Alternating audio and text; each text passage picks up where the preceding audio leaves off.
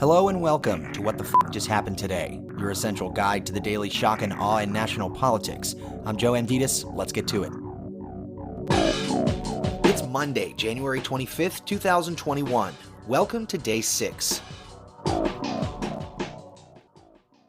Joe Biden reversed Trump's ban on transgender troops serving in the military, restoring protections first put in place by President Obama.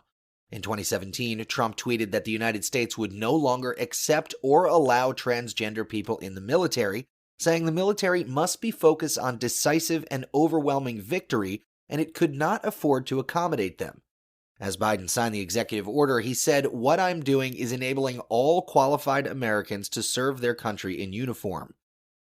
The order provides protections for all transgender service members, stops all involuntary separations or discharges based on gender identity, and directs the Secretary of Defense and the Secretary of Homeland Security to implement the order and brief Biden within 60 days on their progress.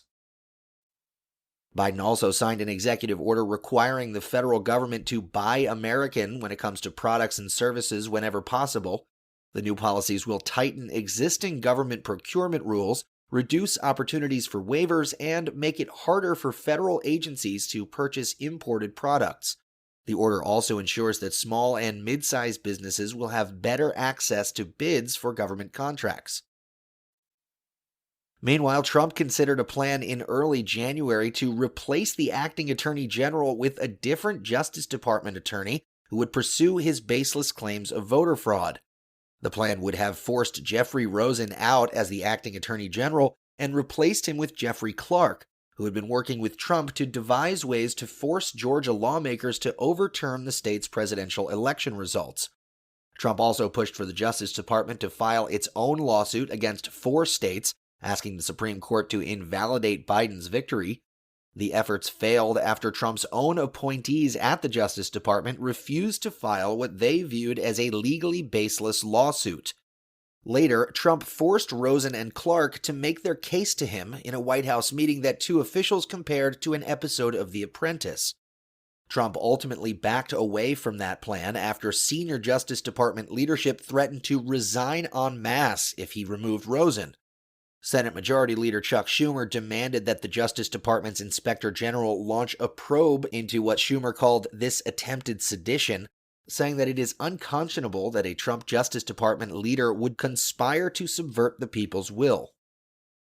The Justice Department said it will investigate whether any department official engaged in an improper attempt to have DOJ seek to alter the outcome of the 2020 election.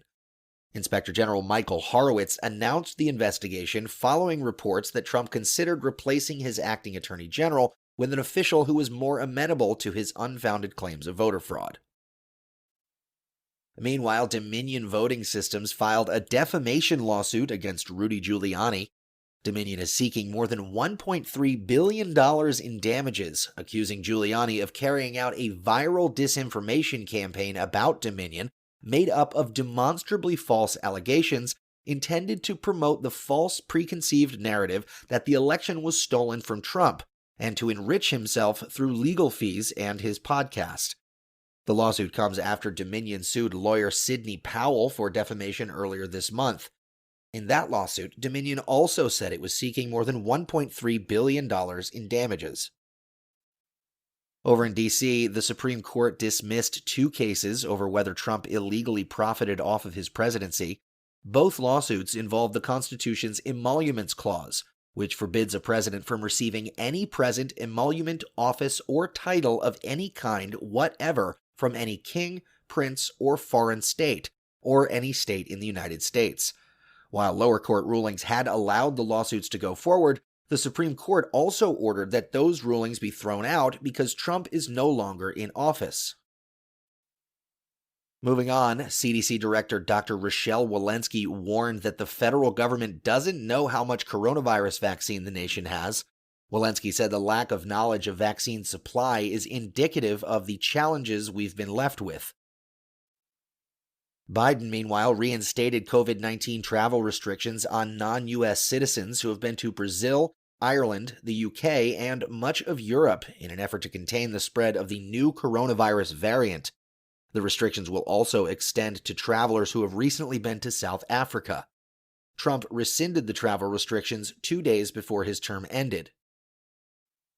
Meanwhile, Texas sued the Biden administration over its decision to pause most deportations for 100 days. Texas Attorney General Ken Paxton cited a last-minute agreement between the state and the Trump administration that required Homeland Security to consult with the state and provide 6 months' notice before making any changes. And finally, Biden's Treasury Department is exploring ways to speed up the process of adding Harriet Tubman to the front of the $20 bill. The Trump administration delayed the Obama-era initiative, with Treasury Secretary Steve Mnuchin saying in 2019 that adding new security features was more important than the new imagery. And in the polls, Politico says 56% of Americans approve of the House impeaching Trump for his role in inciting the insurrection at the Capitol on January 6th. 52% support a Trump conviction by the Senate.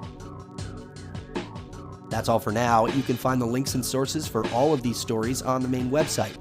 And as always, visit whatthefuckjusthappenedtoday.com for the latest news and headlines. Until next time, I'm Joe Anditas.